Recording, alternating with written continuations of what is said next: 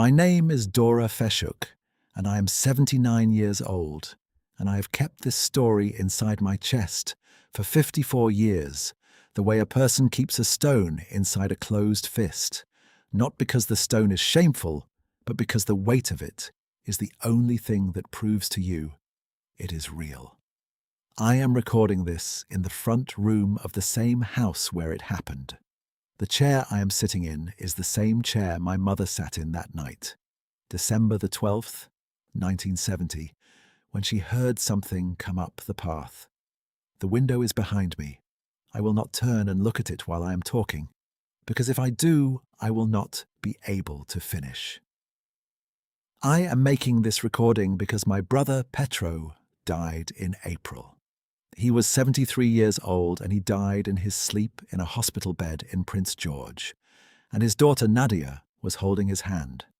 And when she called to tell me, the first thing I thought was that now there is only me left who knows. Our sister Lesia has been gone since 1991. Our parents have been gone longer than that. The men at the timber camp where Petro worked that winter, most of them are gone too. And the one other person who carried this with us, a man named Cornelius Hatch, who was the camp cook and the steadiest human being I have ever known outside of my own family, died in 2003 in Vanderhoof without telling a single soul what he had seen when he drove the supply truck out to our property on the 14th of December to look for Petro and saw what he saw in the snow at the base of our steps. So there is only me. Petro knew I would do this eventually. He asked me not to. And then, near the end, he took back the asking. He said to me, "Dora, you do what you need to do. I'm not afraid of it anymore." That is the closest my brother ever came to giving me permission, and I'm going to take it. What happened was this. Our family came to the Nechako country of central British Columbia in 1958, from a small settlement outside of Vegreville in Alberta, where my father had farmed until the land gave out under him. I was 4 years old when we moved. Petro was 16. There were 4 of us children altogether. Myself, Petro, Lesia, and our youngest brother Mikola, who we called Kolya, and who drowned in the Nechako River in 1963 at the age of 11.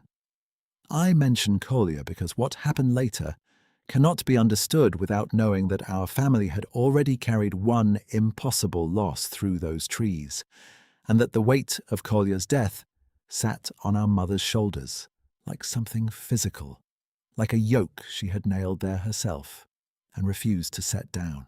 I mention him because he was 10 months and 6 days younger than me, and I did not save him, and I have lived with that every morning since. And I am mentioning it here because it is part of why the 12th of December, 1970, has the shape it has for me. It is part of why I ran down those steps as fast as I did. My father, Vasil Feshuk, was a quiet man who expressed love through the condition of his tools and the straightness of his fence posts. He worked as a millwright's assistant at the Vanderhoof mill for 11 years before his back went, and he could not.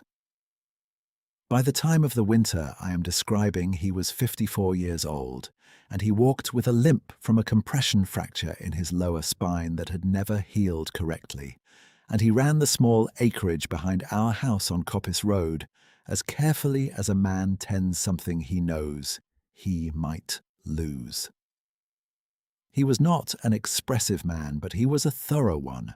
If a thing needed doing, he did it completely and did not leave it half done to come back to later. I have thought about that quality of his over the years in relation to what happened, and I find a correspondence there that I cannot explain, but also cannot dismiss. Petro was 28 that December. He had been working seasonal contracts at various camps through the region since he was 20, doing the kind of labour that moves from site to site with the timber, falling, bucking, loading, sorting, the work that fills a man's hands all day and gives him nothing to carry home at night but tiredness and the particular silence that comes from hours in big timber, where the sound of what you are doing swallows everything else. He had a reputation as a careful worker, which, in that world, was the highest compliment you could be given, because careful workers came home. He was not a large man. He was 5 feet 10 inches tall and lean the way outdoor men are lean, with dark hair going grey at the temples before its time, and a quality of stillness in his face that some people mistook for unfriendliness. He was not unfriendly. He was simply the kind of man who did not speak until he had something to say, and who made you feel, when he did speak, that what he said had been considered from more angles than you had thought to consider it from yourself. He had a dog named Sorrel, a red Gila cross he had got from a rancher near Burns Lake, who he brought home on visits and who slept under the kitchen table and refused to be moved from there by anyone but Petro. I mention Sorrel because that dog was on the porch that night. She had been out, and my mother had brought her in before the storm came on in earnest, and she was asleep on the mat inside the door when everything happened. And what that dog did in the minutes after we found Petro is something I have returned to many times. She went to the door before we opened it. She stood at the door with her nose at the crack at the bottom, and she did not bark. She did not bark once. She made a low sound that was not a growl and not a whine, but something between them, the kind of sound a dog makes when it is acknowledging something it does not have words for, which is the only description I can give you. And then she went and lay down beside the couch where we put Petro and stayed there until he woke up. The camp where Petro was working that December was a contract logging operation on the north side of the Utsa watershed, roughly 9 miles by old track from our property on Coppice Road. I say roughly because the track was not a road in any maintained sense. It was a dozer-cut trail through mixed spruce and pine that had been pushed through in the late 50s to access a timber lease, and since then had been used by a succession of camps that came and went with the timber contracts. In summer, you could move a truck over it carefully, keeping to the center and watching for the places where the drainage had eaten the grade. In December, if the snow was deep, you could not move anything at all. The men walked in and out when they needed to, or they stayed, which is what most of them did for the stretch of the contract. You accepted that about that kind of work. It was not a hardship if you had expected it. The camp that season had 11 men on it. Petro had been there since September. He had planned to come home for Christmas and had written to say so, a postcard my mother kept on the mantel next to Collier's school photograph, and a small icon she had brought from Vegreville. The postcard said he would be back by the 20th. He was going to help our father repair the north fence before the ground froze solid, and my mother was going to make the borscht he had been asking about since October, which she never made for fewer than a full table, because the making of it did not suit small quantities. On the evening of December the 12th, a storm came in from the northwest that had no business being as bad as it was, because the forecast out of Vanderhoof had said 4 to 6 inches, and then clearing. What arrived was not 4 to 6 inches. By 10 o'clock that night, we had 22 inches on the ground, and it was still coming, and the wind off the plateau was driving it in sheets that made it impossible to see the barn from the kitchen window. My father had gone out at 8 to check the animals, and had come back inside moving carefully, his face white with the cold, and his bad leg stiff from the effort, and his eyebrows carrying a ridge of snow that had packed against them and frozen there. He had stamped his boots at the door for a long time, and then come in and sat down at the table and held his hands around a cup of tea and stared at the surface of the tea without drinking it. I was 25 that winter, and I was living at home, having come back from a nursing course in Kamloops that I had completed but not yet found placement for. I had applied to 2 hospitals and was waiting to hear, and in the meantime I was useful at home in ways I had not been useful since I was a girl, taking on the lifting my father could not do, and the driving my mother never had, and the steady business of a property that does not stop needing attention because the economy changes or the weather goes wrong. I was sleeping in my old room at the back of the house, the room I had shared with Lesia until she left for Prince George at 17, to become eventually a seamstress of some skill. My mother, Olena Feshuk, was 51 years old, a stout woman with grey-streaked hair she wore pinned up even in the mornings, and a quality of composure that had been tested so many times by that point in her life that it had become something harder than composure. It had become a kind of bedrock. She did not frighten easily. She had learned not to, the way you learn not to after you have been through the worst of what you feared and discovered you are still standing. She was the one who heard it first. It was past midnight.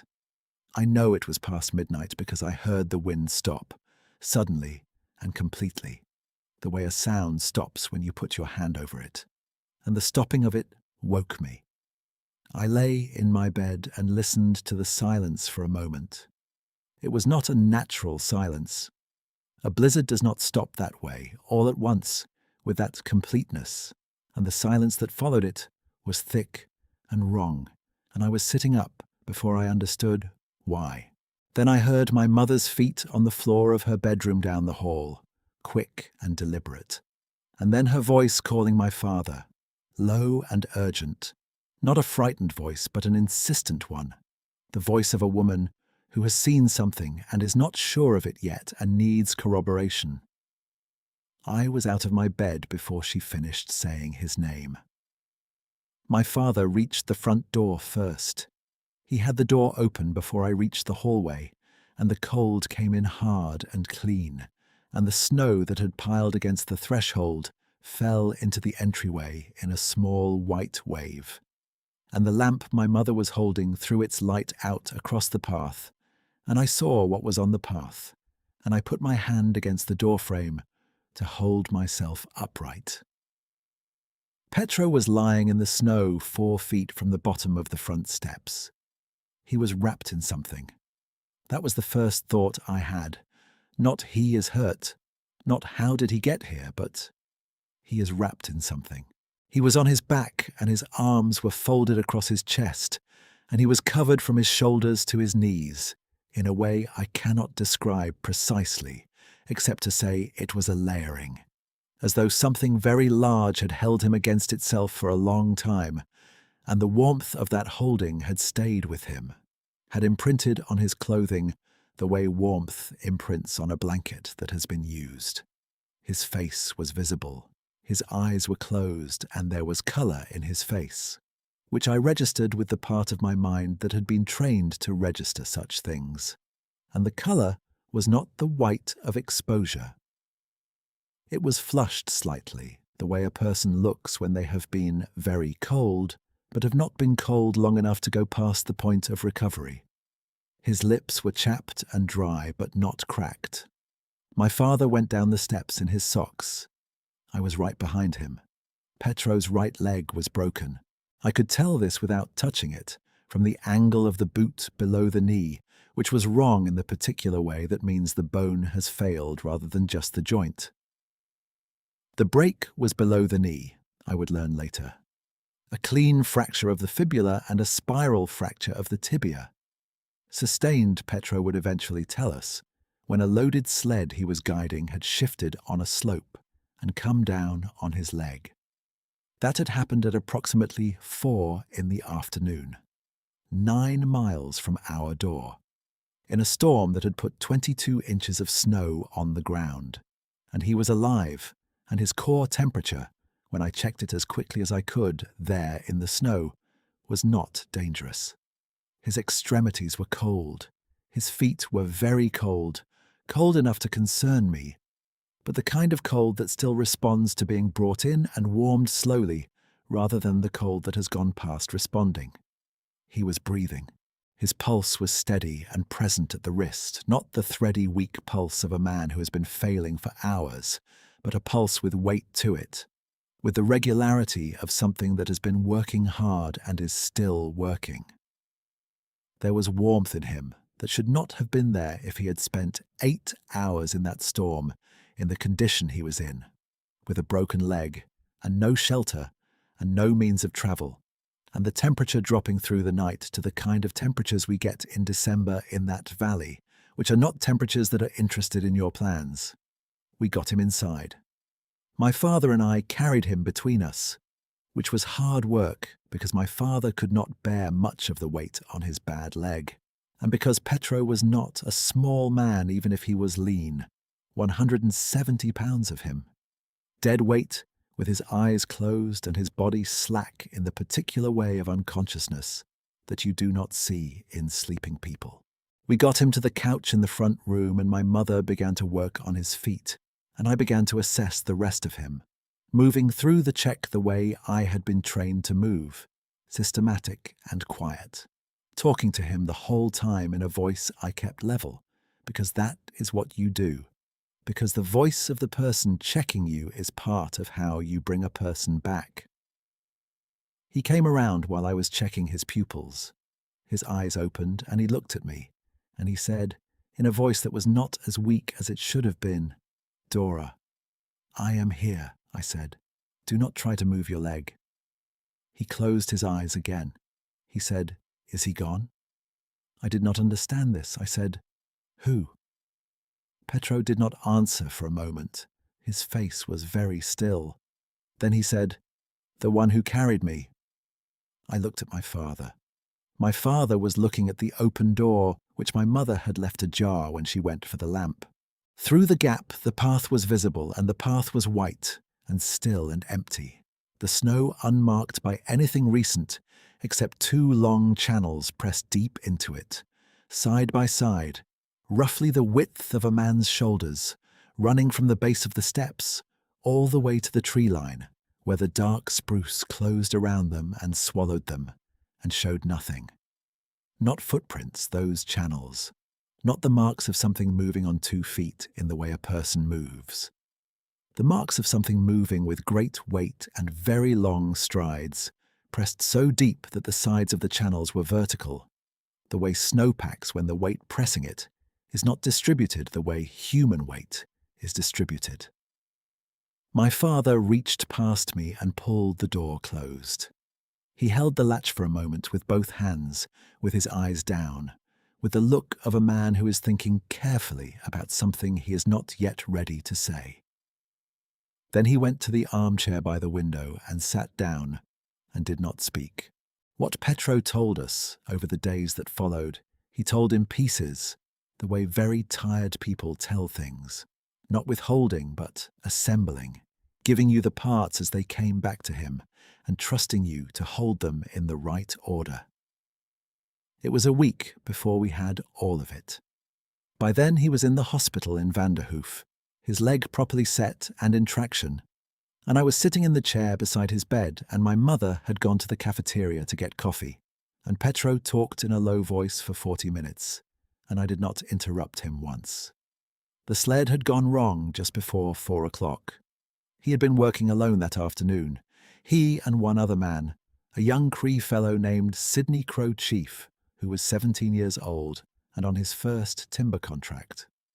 Sidney had gone back to camp 2 hours earlier with a jammed chain, and Petro had told him he would follow shortly. He should have followed then. He had told himself he would finish the cut he was on, because there was a good light and the wood was clean, and he had the rhythm of the work and did not want to lose it. That is the thing about working well. It argues for itself. When the sled came down on his leg, he knew immediately that the leg was broken. He had broken a bone before in his wrist at 19, and there is a quality to the sensation that is unmistakable. Not only the pain, but a kind of structural certainty. The body informing you that something fundamental has changed, and the change is not temporary. He got himself free of the sled. This took time, and it was very bad. He did not tell us the details of this part, and we did not ask. There are things you do not ask about because the answer would be something the other person has already paid the price for once, and asking them to pay it again in the telling is more than you have the right to demand.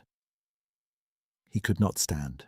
The snow was already deep, perhaps a foot by then, and the temperature was dropping and the wind was beginning to build, and he knew that the camp was behind him, and the track, such as it was in front of him, and that he could not reach either on his own. He said he did not spend time on this knowledge. He took it in the way you take in weather, as a fact of the situation rather than a catastrophe, and he began to move forward on his hands and one knee, dragging the broken leg because there was nothing else to do with it. He crawled forward until he could not any more. He said he did not know how far he crawled. He could not judge the distance because the snow made everything featureless, and the light was going, and his sense of time had become unreliable. He said that at some point it became dark, and the snow was very deep, and he stopped, and he was cold in the particular way that comes after you stop being cold in the sharp way, when the sharpness goes out of it, and a kind of warmth comes in that is not warmth at all, but only the body's last argument, the one it makes when it is running out of better arguments. He said he understood what that warmth was. He was not confused about it. He just couldn't do anything with the understanding. He said he heard something before he felt anything. A sound in the trees to his left, which he described as very large and very quiet, the sound a large thing makes when it is trying not to make sound, which is different from the sound large things make when they are not trying. He said his first reaction was not fear. He was too far past fear by that point, too deep inside the cold, and the exhaustion, and the particular flatness that comes when the body has been using its reserves for hours. He said what he felt was something closer to curiosity. He thought, even then, that this was an unusual thing to feel. Then something put its hands on him. He said the hands were larger than any human hands he had ever encountered or imagined encountering. He said they were warm, which surprised him more than their size, because everything was cold by then, the air and the ground and the snow and the wood of the trees, and even, by that point, most of him. And the warmth was so absolute and so immediate that it was the first thing he registered, before the size, and before the gentleness. They turned him carefully so that he was face up in the snow rather than face down, and then they slid beneath him, one beneath his shoulders and one beneath his thighs, and he was lifted, and the pain in his leg was extraordinary, sudden and total, and he thought he would lose consciousness from it. But the lifting did not stop. And then, before he did lose consciousness, something shifted, adjusted. He was repositioned in the carrying, gently and deliberately, so that the broken leg was on the outside, away from the body that was holding him, so that it would not be pressed or jostled against anything. He said that was the thing he came back to, later and for a long time after. The adjusting, the care of it. Not the size of the thing that was carrying him, not the impossibility of it, but the fact that it had noticed where the break was and had done something about noticing.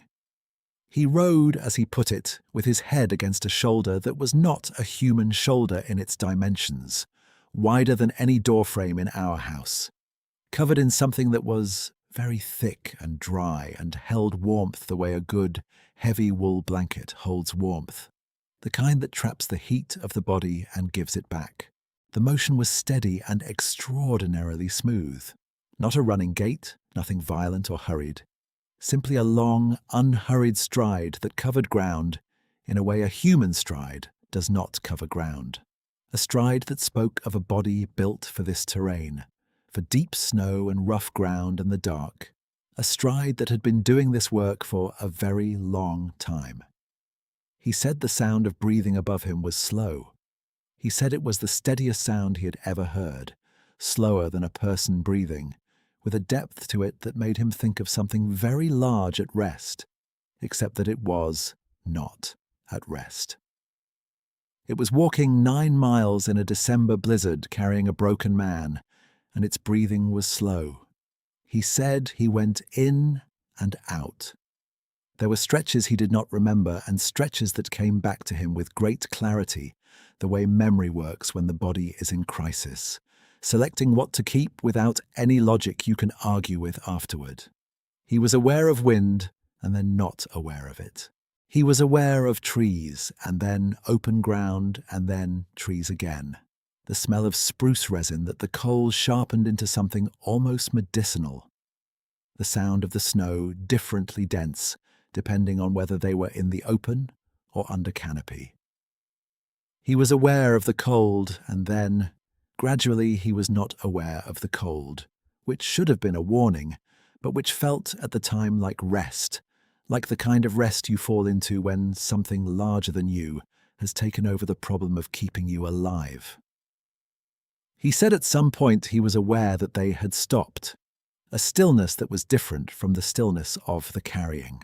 And then he was being lowered, slowly, slowly, with a care that was almost excessive in its patience, so slow that the cold came back around him by degrees, rather than all at once, onto a surface that was packed and not soft, and the warmth that had been against him receded, and he felt it go. The way you feel a fire go when someone banks it for the night, not suddenly, but gradually. And the cold came back in around him like water finding a space. He said he heard footsteps going away, heavy and deliberate and diminishing, the way sound diminishes when something large moves away from you through snow, and the sound went into the trees and was absorbed, and there was nothing. That was the last thing he heard before he lost consciousness entirely, and the next thing he heard was my voice saying his name. He spent 11 days in Vanderhoof Hospital with his leg in traction, and then another 6 weeks at home on Coppice Road with the leg in a cast. And by February, he was walking on crutches, and by March, he was walking without them. The leg healed straight. I have thought about this many times over the years, what it means that a break that bad was transported 9 miles through deep snow and arrived in a condition that allowed it to heal correctly. An orthopedic surgeon in Prince George told Petro, years later, that the fracture pattern showed excellent pre-hospital management. He used that phrase, pre-hospital management, as if there were a protocol for it, as if someone had followed a protocol. Petro looked at me when the surgeon said that. I looked at the wall. Cornelius Hatch was the camp cook, as I said. He was a man of 61 that winter, from somewhere in the Peace River country originally, who had been cooking for camps since before Petro was born, and who had a face like a site that has been worked hard and left and grown back over. He drove the supply truck to our property on the 14th, 2 days after, because the track was passable by then and the camp foreman had sent him to find out what had happened to Petro, and because Cornelius had, apparently, taken it upon himself on the morning of the 13th to walk the track from the camp to the point where Petro had been working, which was a considerable thing to do in conditions like that, and had found the sled and the marks where Petro had been lying, and the marks of what had carried him away, and had stood there in the cold for a long time before he turned around. He came to our door, and my mother let him in. He sat at the kitchen table with his hands wrapped around a cup of tea, and he said Petro's name as a question, and my mother told him Petro was in hospital in Vanderhoof, and he was going to be all right. Cornelius sat with this for a while, then he said, "The track, coming in." My mother said yes. He said, "I went out to the work site." My mother said she knew. He sat with his cup for another long moment. He was not a man who spoke quickly. He said, at last, "That was not a bear." My mother said, "No." "I have worked camp in this country for 40 years, he said. "That was not any animal I know." "No," my mother said. He looked at her, she looked at him. They held that look for the better part of a minute. And then Cornelius nodded once, a single, slow nod, the kind that means I understand the terms. And he picked up his cup and drank his tea and they talked about other things for the rest of his visit. He never spoke of it again in the hearing of any member of our family, but he wrote to Petro twice a year, every year until his death in 2003. Short letters about the country and the camps and the state of the timber, and nothing more personal than that. And Petro answered them, and at Cornelius's funeral, which Petro drove 4 hours to attend, he stood at the grave for a long time after everyone else had gone in the November rain, and did not tell me afterward what he had been thinking about. He did not need to. We went back to the campsite in April after the snow was gone enough to make the track passable to retrieve Petro's equipment. My father drove. The 3 of us went together, Petro and my father and I, and we walked the track to the place where the sled had gone wrong, which Petro identified by a stump he remembered, a double-trunked spruce that had been cut level with the snow and whose rings showed 40 years of growth. The sled was still there, the equipment was there, and in the soft ground beside the track, where the snowmelt had left the soil dark and receptive, there were impressions. Not many, 3 or 4 that were clear enough to read, and then a long tract of compressed debris where the snow had lain deep all winter and only imperfectly revealed what was beneath. But the clear ones were enough. My father knelt beside one and put his hand inside it, flat, with his fingers spread. It was larger than his hand, much larger than his hand. He knelt there for a time, without speaking. Then he stood and looked into the trees to the north, into the dark that the spruce made even in April with its low canopy and its tight growth. He said only one thing. He said it quietly, not to Petro or to me, but to the air in front of him, to the trees and the soft ground and whatever was beyond both. He said, "Thank you." We collected Petro's things and drove back down the track to Coppice Road, and we did not discuss it again for a long time. It started in June of the following year. Petro had recovered fully by then and had gone back to work, not to the same camp which had shut down that spring when the contract ended, but to a new site near Francois Lake, a shorter contract and closer to home, and he came home on weekends. He was coming home the first weekend of June, driving the truck down Coppice Road in the early evening, and he saw something at the tree line on the east side of our property where the spruce came close to the fence. He said it was standing at the edge of the trees, at the place where the shadow started, and it was watching the house. Not moving, just standing, in the particular way that things stand when they are not trying to be hidden, but are not trying to be seen either, when they are simply present, and the noticing is something they leave to you. He stopped the truck. He sat for a long moment. Then he got out and stood beside the truck in the road and looked at the tree line, and what was standing there looked at him. And neither of them moved for what Petro said was a very long time, longer than was comfortable, and then past comfortable, into something that was not uncomfortable but simply large and still, like standing at the edge of a lake at dusk.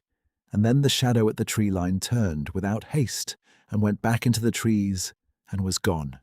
He came inside and did not say anything about it until after dinner, and when he said it, my mother set down her cup and looked at the window, and then looked at my father, and something passed between them that I could not fully read, a recognition of some kind, a confirmation of something they had been sitting with. My mother said she had heard sounds at the east fence on 2 nights the previous week. She had not gone to look. She said she had not gone to look because she had known, she said this plainly without apology, that whatever was making the sounds was not something that needed to be looked at directly. That looking directly would be a kind of imposition, that the right response was to hear it and to go about your business and to leave it to whatever it was doing at the fence, because it had not come for you, it had come for some purpose of its own, and the polite thing, the correct thing, was to leave it to that purpose. My father said he had found prints at the east fence in early May.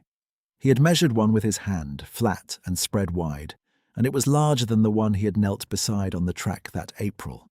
He said he had not said anything about it because he did not know what to say that would not sound like something it wasn't, meaning something to be afraid of, something requiring a response, when what he had felt, kneeling there at the fence post in the May morning with the mud soft under his knee and the print in front of him, was not any kind of fear. It was something much closer to gratitude, and also to the recognition that gratitude had already been offered in April in the way he knew how to offer it, and that what was required now was simply the willingness to be visited, which is a different thing entirely from the willingness to be afraid. So we had all known, the three of us, and none of us had spoken. And sitting at the table that June evening, we looked at each other and understood that the silence had been a form of respect, and that we did not need to explain that to each other. It came back through the years, not constantly, not on any schedule I could ever find a pattern in, but regularly enough that we came to think of it the way you think of a season or a current in a river, something that is part of the place itself and does not require justification. It came in June, and it came in October, and it came in late winter when the snow was deep and the days were short. It stayed at the tree line, always at the east fence, never closer. And when I say it came, I mean we knew it was there by the sounds it made in the trees, that were not alarming sounds, but only the sounds of a large thing that chose sometimes not to conceal itself entirely. By the impressions in the soft ground at the fence post, by the occasional gift, and I can only call it a gift because I do not have another word for something placed in a deliberate location with care. Once it was a large flat stone, grey and smooth, set upright against the post like a marker, and it had not come from any ground I knew on our side of the fence because there were no stones of that kind in our soil. Once it was a bundle of dried plants, something I could not fully identify, woven together with a kind of deliberate intent that you feel in the woven thing even when you cannot name it. My mother took the bundle inside and kept it on the kitchen windowsill, in the spot where she had always kept the things she wanted to look at while she worked, and it stayed there until it fell apart of its own accord, which took 3 years. My father died in November of 1981, of a stroke that took him quickly, which was the way he would have wanted to go if he had been asked, not slowly, not with a long accounting.